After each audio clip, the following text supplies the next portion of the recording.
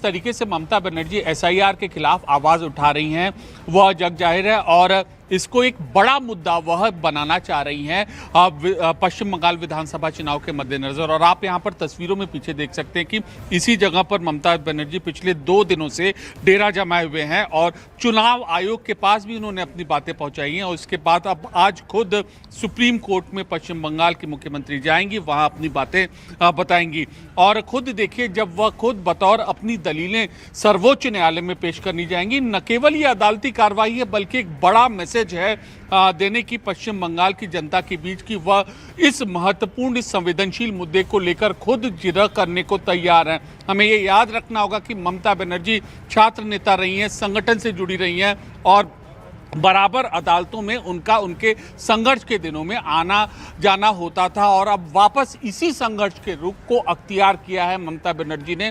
बड़ी मैसेजिंग है पश्चिम बंगाल विधानसभा चुनाव के मद्देनजर और ये जनता को बताएंगी कि उनके मुद्दे को चाहे जहां हो वो उठाती रहेंगी। इसी तरीके से ममता के जो सांसद हैं, इससे पहले धरना दे चुके हैं, ईडी से वह एक हाथ कर चुकी है और उसके बाद अब यहाँ पर सुप्रीम कोर्ट में वह अपनी दलील देती हुई नजर आएंगी। तो एक बड़ी न केवल कानूनी चाल है बल्कि एक राजनीतिक रणनीति है और अब सबकी नजर इस पर होंगी कि अदालत किस तरीके से उनकी इन दलीलों को देखता है और कैसे क्या रुख अपनाता है। और प्रियंका कांडपाल इस वक्त सुप्रीम कोर्ट से हमारे साथ मौजूद है। प्रियंका, कानूनी तस्वीर अब आपसे समझेंगे, कब ये शुरुआत होती हुई आज नजर आती है, कब वो पूरी कानूनी प्रक्रिया वक्त के हिसाब से अनुसार आपको दिखाई दे रही है?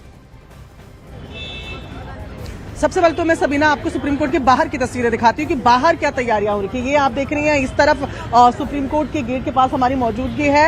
ये पूरी टुकड़ी आपको महिला सुरक्षा बल की सीआरपी की जो है वो उस तरफ तैनात नजर आ रही है।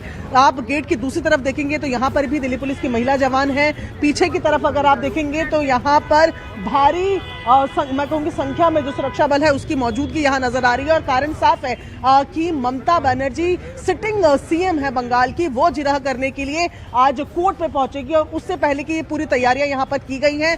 10:30 बजे का समय सबीना बताया गया है। कोर्ट नंबर 1 में ये जिरह जो है ये की जाएगी एसआईआर के खिलाफ। यहाँ फिर तस्वीरें देखिए कि कैसे भी सिचुएशन जो है, स्थिति जो है उसको संभालने के लिए तैयारियां पुलिस की तरफ से की जा रही है। ये रसिया, ये लाउड स्पीकर, सबको यहाँ पर तैनात किया गया है। और ये केवल एक गेट की तस्वीरें नहीं है सबीना, इसी तरीके से सुप्रीम गेट के तमाम जो गेट्स हैं वहां पर ये इंतजाम किए गए हैं। 10:30 बजे से पहले ममता बनर्जी यहाँ पहुंच जाएंगी और उसके बाद कोर्ट नंबर 1 में ये मामला सुना जाएगा। तो 10:30 बजे से पहले ममता बनर्जी यहाँ पहुंच जाएंगी। बड़ी जानकारी हमारी सहयोगी प्रियंका के जरिए यहाँ पर दी गई है। इसके अलावा नीरज भी हमारे साथ है। नीरज, हम चाहेंगे कि आप दर्शकों को वो पहलू भी समझाएं, क्योंकि काफी सारे दर्शकों के जहन में ये होगा कि क्या एक सीएम अपनी कानूनी लड़ाई सुप्रीम कोर्ट के अंदर लड़ सकती है?